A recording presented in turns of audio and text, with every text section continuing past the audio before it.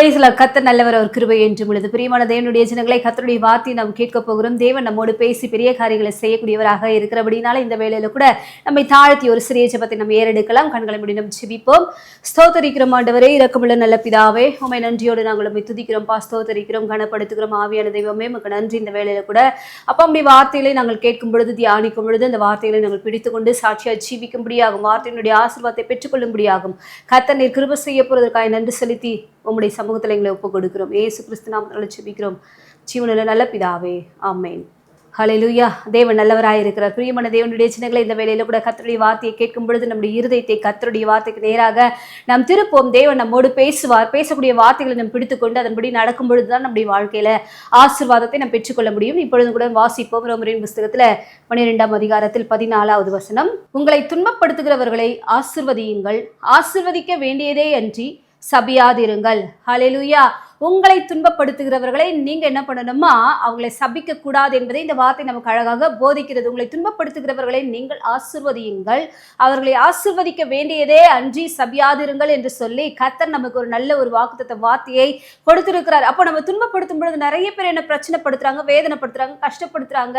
அப்படி இருக்கும் பொழுது நான் எப்படி அவர்களை ஆசீர்வதிக்க முடியும், அவங்க நல்லா இருங்கன்னு சொல்லிட்டு எப்படி என்னால் மனதார சொல்ல முடியும்னு சொல்லிட்டு நிறைய தேவனுடைய பிள்ளைகள் சொல்லுவது உண்டு. ஆகையினால பிரியமானவர்களை, நீங்களும் நானும் தேவனால் அழைக்கப்பட்டவர்கள், தேவனுடைய பிள்ளைகள். ஆகையினால உங்களை ஒருத்தவங்க கஷ்டப்படுத்துறாங்க, துன்பப்படுத்துறாங்க, வேதனைப்படுத்துறாங்க அப்படின்னு சொன்னா அவர்களை சபிக்க கூடாது என்பதை கர்த்தர் நமக்கு இந்த வேளையில கற்றுக் கொடுக்கிறார். நம்ம சபித்தோம் என்று சொன்னால் அந்த சாபங்கள் நமக்கும் நம் பின் சந்ததிக்கும் அது தொடரும். ஆகையினால தான் நம்ம என்ன பண்ணணுமா, சபிக்காதபடிக்கு நாம் அவர்களை ஆசீர்வதிக்க வேண்டும் என்பதை இந்த வார்த்தை நமக்கு தெரியப்படுத்துகிறது. ஆகையினால இந்த வேளையில கூட உங்களை துன்பப்படுத்துகிற மனுஷர்கள், உங்களை கஷ்டப்படுத்தக்கூடிய மனுஷர்கள், உங்களுடைய வாழ்க்கையில போராட்டங்களை கொண்டு வரக்கூடிய மனுஷர்கள், நீங்க நல்லா இருக்கக்கூடாதுன்னு சொல்லிட்டு உங்களை சபிக்கக்கூடியவர்கள், உங்களை என்ன பண்றாங்க, நெருக்கக்கூடிய மனுஷர்கள், இப்படியாக யாராகிலும் உங்களுடைய வாழ்க்கையில இருந்தால் அவர்களை நீங்க பார்த்துட்டு அவங்களுடைய வாழ்க்கை கெட்டு போயிடணும், அவங்க நல்லா இருக்கக்கூடாதுன்னு சொல்லிட்டு நினைக்காதீங்க. ஏனென்று சொன்னால் தேவன் நம்மை ஆசீர்வதிக்கும்படியாகத்தான் அழைத்திருக்கிறார். நீங்களும் நானும் தேவனால் அழைக்கப்பட்ட தேவ பிள்ளைகள்,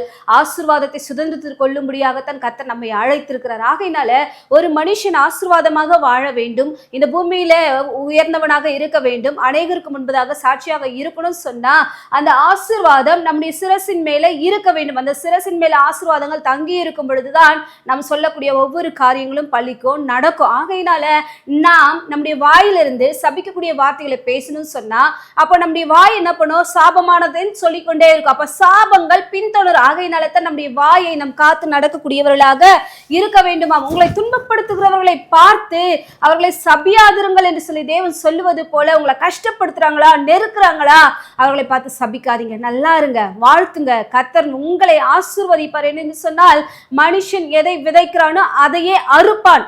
ஆகையினால நீங்க எதை விதைக்கிறீங்க, ஆசீர்வாதத்தை விதைக்கிறீங்க. ஆசீர்வாதத்தை விதைக்கும் பொழுது ஆசீர்வாதம் தான் உங்களுடைய வாழ்க்கையில வரும். ஆகையினால சாபம் நம்முடைய வாழ்க்கையில வந்து பின்தொடரும். ஆகையினால இந்த சாபத்திற்காக நான் அழைக்கப்படவில்லை, நான் சபிக்கப்பட்ட மனுஷனாக நான் அழைக்கப்படவில்லை.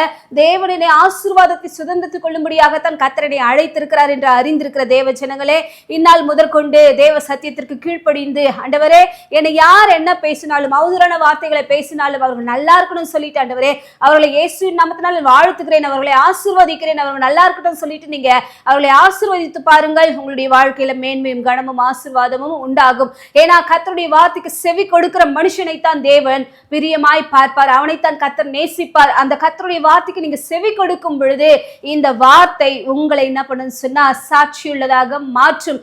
இவங்க எவ்வளவா நம்ம என்ன பண்ண துன்பப்படுத்தணும், கஷ்டப்படுத்தணும், ஆனாலும் நம்ம நல்லா இருக்கணும்னு சொல்லிட்டு எனக்காக ஜெபிக்கிறாங்கன்னு சொல்லிட்டு மற்ற மனிதர்கள் உங்களை அறிந்து கொள்வார்கள், உங்களை தேவனுடைய பிள்ளைகள் என்று சொல்லி தெரிந்து கொள்வார்கள். இந்த வேளையில கூட உங்களை துன்பப்படுத்துகிறவர்களுக்காக தேவ சமூகத்துல நின்று மன்றாடி ஜெபிக்கக்கூடியவர்களாக நீங்க காணப்பட வேண்டும். ஆண்டவர் சொல்றாரு, நீங்க உங்களை யாரெல்லாம் சபிக்கிறாங்க, யாரெல்லாம் உங்களை கஷ்டப்படுத்துறாங்க, வேதனைப்படுத்துறாங்க, அவர்களுக்காக ஜெபம் பண்ண வேண்டியது நம்முடைய கடமையாய் இருக்கிறது. ஆகையினால தான் கர்த்தர் மத்தேயுவின் புஸ்தகத்துல சொல்றாரு, உங்களை சபிக்கிறவர்களை நீங்க சபிக்காதீங்க, உங்களை சபிக்கிறவர்களை ஆசீர்வதியுங்கள். உங்களை சபிக்கிறாங்களா, ஆசீர்வதிங்க. நீங்க ஆசீர்வதிக்க ஆசிர்வதிக்க நீங்க நல்லா இருப்பீங்க, உங்களுடைய குடும்பம் நல்லா இருக்கும், உங்க பிள்ளைகள் நல்லா இருக்கும். கர்த்தரின் நாமத்தினாலே நீங்கள் ஆசிர்வதிக்கப்பட்டவர்களாக பூமியில சாட்சிகளாக இருப்பீங்க. ஆகையினாலே இந்த வேளையில கூட யாராச்சும் உங்களை இப்படியாக மனவேதனைப்படுத்தி இருந்தாலும், துக்கப்படுத்தி இருந்தாலும், கஷ்டப்படுத்தி இருந்தாலும் அவர்களுக்காக தேவ பாதத்துல மன்றாடி ஜெபியுங்கள். ஜெபிக்கும் பொழுது தேவன் உங்களை ஆசிர்வதித்து உங்களை உயர்த்துவது நிச்சயம். இந்த வேளையில கூட வாசிப்போம். 1 பேதுருவின் புஸ்தகத்துல 3ஆம் அதிகாரத்தில் 9வது வசனம். தீமைக்கு தீமையையும் உதாசனத்துக்கு உதாசனத்தையும் சரி கட்டாமல் அதற்கு பதிலாக நீங்கள் ஆசீர்வாதத்தை சுதந்திரித்துக் கொள்ளும்படி அழைக்கப்பட்டவர்கள் என்று அறிந்து ஆசீர்வதியுங்கள். ஹல்லேலூயா. தீமைக்கு தீமை செய்யாமல், உதாசனத்துக்கு உதாசனம் செய்யாமல், நீங்க அதற்கு பதிலாக என்ன பண்ணணுமா, நீங்க ஆசீர்வாதத்தை சுதந்திரித்துக் கொள்ள விரும்பக்கூடியவர்கள் என்பதை அறிந்து, ஆசீர்வதிக்கப்பட்டவர்கள் என்று அறிந்து, உங்களுக்கு தீமை செய்தவர்களுக்கு நீங்க நன்மை செய்யக்கூடியவர்களாக இருக்க வேண்டும். உன் சத்ரு பசியா இருக்கிறானா அவனுக்கு ஆகாரம் கொடுன்னு சொல்லிட்டு வேதவசனம் சொல்றது போல, உன் சத்ரு உன்னை நேசிக்காதவன், உன்னை விரோதிக்கிறவ உன்னுடைய சமூகத்துல வந்து, உன்னுடைய வீட்டுல வந்து, உன்கிட்ட வந்து பேசி உன்கிட்ட ஒரு சகாயத்தை கேட்கிறனா, அவன் பசியா இருக்கிறனா, அந்த நேரத்துல எந்த உதவி அவனுக்கு தேவைப்படுகிறதோ அப்படி அந்த தேவை நேரத்துல அந்த தேவைக்கு ஏற்றார்படியாக நீங்க உதவி செய்யும் பொழுது அவர்களுடைய தலையின் மேல அக்கினி தழலை நீங்க குவிக்கக்கூடியவர்களாக இருக்கிறீங்க. இந்த வேலையில கூட பிரியமானவர்களே, நீங்க என்ன பண்ணணும்னா, இந்த வார்த்தைக்கு நீங்க கீழ்ப்படிந்து நடக்கும் பொழுது கர்த்தர் நிச்சயமாகவே உங்களை ஆசீர்வதிப்பார். இந்த வேலையில கூட தீமைக்கு தீமை செய்யாதீங்க. ஒரு நாள் நான் கஷ்டப்படும் பொழுது எனக்கு உதவி செய்யவே இல்லை, அவங்க உதவியை கேட்கும் பொழுது நான் உதவி செய்ய மாட்டேன்னு சொல்லிட்டு நீங்க என்ன பண்ணாதீங்கன்னு சொன்னா, அவர்களுக்கு கொடுக்காதபடிக்கு உங்களுடைய கையை முடக்கி கொள்ளாதீங்க. கை மாறு கருதாமல் உதவி செய்யுங்கன்னு சொல்லிட்டு ஆண்டவர் சொல்றாரு. எந்தவித எதிர்பார்ப்பும் இல்லாமல் நீங்க செய்யக்கூடிய ஒரு உதவி அது அவர்களுக்கு ஆசீர்வாதமாக மாறும், உங்களுக்கும் அது ஆசீர்வாதமாக மாறும். ஆகையினால தேவையோடு வந்து காத்திருக்கிறாங்களா, தீமை செஞ்சவங்க தான், உங்களை கெடுத்தவங்க தான், உங்களை எதிராக பேசினவங்க தான், உங்க பின்புறமாக துற்றி திரிந்தவர்கள் தான் தேவை நிமித்தமாக உங்களை தேடி வராங்களா, அவர்களுக்கு நன்மை செய்யுங்கள். ஏனென்று சொன்னால் நீங்க ஆசீர்வாதத்தை சுதந்திரத்துக் கொள்ளும்படியாக அழைக்கப்பட்ட தேவ ஜனம். ஆகையினால அந்த ஆசீர்வாதம் உங்களுடைய சிரசின் மேல வந்து தங்கி இருக்க வேண்டும் என்று சொன்னால் நீங்க இப்பேற்பட்ட மனிதர்களுக்கு நீங்க உதவி செய்யுங்க. உங்களை நாடி வராங்களா, நீங்க சகாயம் பண்ணுங்க. நிச்சயமாகவே நீங்க அப்படி செய்யும் பொழுது அந்த ஆசீர்வாதம் உங்களுக்கும் உங்களுடைய பிள்ளைகளுக்கும் அது என்ன பண்ணுன்னு சொன்னா தொடரும். யோசேப்பு என்று சொல்லக்கூடிய ஒரு மனுஷன், அண்ணன் தம்பிங்க வெறுத்தாங்க, குழியில தூக்கி போட்டாங்க. ஆனா ஒரு நாள் பஞ்சம் வந்தது. பஞ்சத்தின் நேரத்துல அவங்க அண்ணன் தம்பிங்க எல்லாருமே என்ன பண்ணாங்க, யோசேப்பு இருந்த எகிப்து நாட்டுக்கு போனாங்க. அந்த எகிப்து நாட்டுல இந்த யோசேப்புக்கு வந்தவர்கள் யார் என்று நல்லா என்ன பண்ணிச்சுன்னா தெரிஞ்சிருந்தது. எங்க அண்ணன் தம்பிங்க தான் வந்திருக்காங்கன்னு சொல்லிட்டு இவங்க ஒரு நாள் என்னை குழியில தூக்கி போட்டவர்களாச்சே, என்னை வெறுத்தவர்களாச்சுன்னு சொல்லிட்டு அவர்களுக்கு நன்மை செய்யாம இந்த யோசேப்பு விடாதபடிக்கு அவர்களை பராமரிக்கும்படியாக அந்த பஞ்ச நாட்கள்ல அவர்களுக்கு என்ன தேவையோ அது எல்லாமே கொடுத்துட்டு தானியத்தை அவர்களுக்கு கொடுத்து போஷிக்கக்கூடியவனாக யோசேப்பு இருந்தாங்க. காரணம் அவர்கள் மீது வைத்த அன்பு. தேவன் சொன்ன வார்த்தை, உதாசனத்துக்கு உதாசனம் பண்ணக்கூடாது, தீமைக்கு தீமை செய்யக்கூடாது. அப்படி செய்யாமல் இவங்க வர்றாங்கன்னு சொல்லும் பொழுது அவர்களுக்கு உதவி செய்யக்கூடியவனாக இந்த யோசேப்பு காணப்பட்டான். இந்த வேளையில கூட தேடி வந்தவர்களை ஒரு நாள் வெறுமையாக அனுப்பி விடவே விடாதீங்க. ஏன்னு சொன்னால் நம்முடைய தேவனும் அப்பேற்பட்டவர் தான். எந்தவித மனுஷனாக இருந்தாலும் தேவ சமூகத்துல வந்து அவரிடத்துல எனக்கு இது தேவைன்னு சொல்லிட்டு கேட்கும் பொழுது அதை கர்த்தர் அவர்களுக்கு கொடுக்கக்கூடியவராக இருக்கிறார். அவர் எந்த மனுஷனுடைய முக தோற்றத்தையும் பார்ப்பது கிடையாது. அவர்களுடைய உள்ளத்தை தேவன் ஆராய்ந்து அறிகிறவராக இருக்கிறாராம். அவரிடத்துல வருகிற தேவ ஜனங்களை கர்த்தர் ஒரு நாள் என்ன பண்ண மாட்டாரு, தள்ளி விடவே மாட்டார். ஆகையினால நம்முடைய தேவன் எப்பேற்பட்டவர், தம்முடைய ஜனங்களை சேர்த்து கொண்டு அவர்களுடைய தேவைகளை கர்த்தர் சந்திக்க கூடியவர். உங்களை தேடி கூட வராங்கன்னு சொன்னா தீமைக்கு தீமை சரி கட்டாதபடிக்கு, உதாசனமாய் நீங்கள் நடத்தாதபடிக்கு தேவ பிள்ளைகளாகிய நீங்கள் அவர்களை நீங்க நேசித்து நடத்தும் பொழுது தேவ அன்பு வெளிப்படும். ஹல்லேலூயா. தேவன் அதற்காகத்தான் நம்மை அழைத்திருக்கிறார். நம்ம ஆசீர்வாதமான ஒரு வாழ்க்கை வாழும்படியாகத்தான் கர்த்தர் நம்மை அழைத்திருக்கிறார். வேதத்துல கூட ஆபிரகாம் என்று சொல்லக்கூடிய ஒரு மனுஷனை கர்த்தர் என்ன பண்றாரு, அழைக்கிறாரு. அழைக்கும் பொழுது கர்த்தர் என்ன பண்றாரு, நீ உன் இனஜன பந்துக்கள் எல்லாரையும் விட்டு விட்டு நீ வான் சொல்றாரு. வந்த பிறகு கர்த்தர் அவனுக்கு ஒரு வாக்குத்தத்த வார்த்தையை கொடுத்தார். நம்ம வாசிக்கலாம். ஆதியாகமத்தின் புஸ்தகத்துல 12ஆம் அதிகாரத்துல 3வது வசனம். உன்னை ஆசீர்வதிக்கிறவர்களை ஆசீர்வதிப்பேன், உன்னை சபிக்கிறவர்களை சபிப்பேன், பூமியில் உள்ள வம்சங்கள் எல்லாம் உனக்குள் ஆசீர்வதிக்கப்படும் என்றார். ஹல்லேலூயா.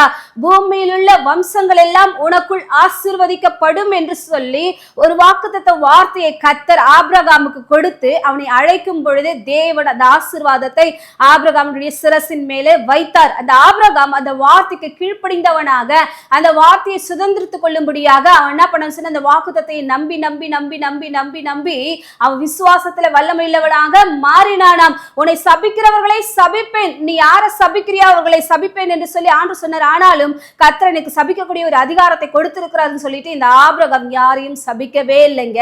அவன் என்ன பண்ணார், கர்த்தரனை ஆசீர்வதிக்கும்படியாகத்தான் என்னை என்ன பண்ணியிருக்கிறார், அழைத்திருக்கிறார்.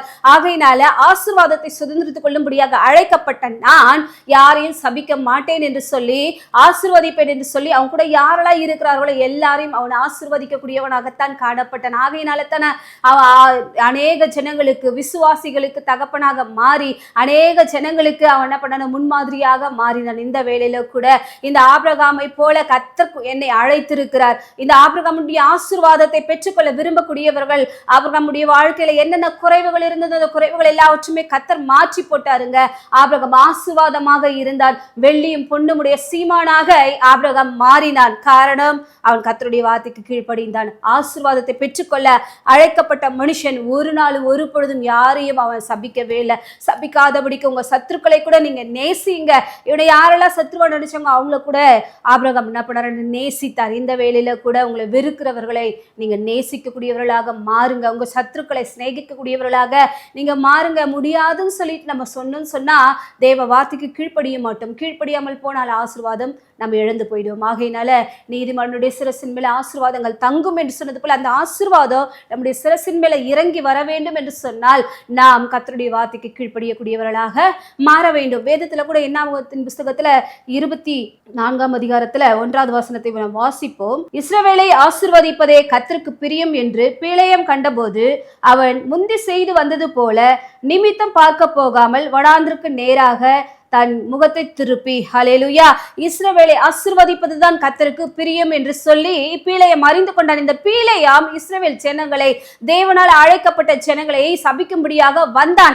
ஆனால் கர்த்தருடைய சித்தம் என்னதுன்னு சொன்னா இந்த இஸ்ரவேலை ஆசீர்வதிப்பதுதான் கர்த்தருக்கு பிரியமாக இருந்தது. ஆகையினால அவன் புரிந்து கொண்டான், தேவ பிள்ளைகளை நாம் சபிக்க கூடாது, தேவ பிள்ளைகளை நாம் என்ன பண்ணக்கூடாது, வெறுக்க கூடாது என்பதை அறிந்து கொண்டான். இஸ்ரவேலை ஆசீர்வதிப்பது கர்த்தருக்கு பிரியங்க.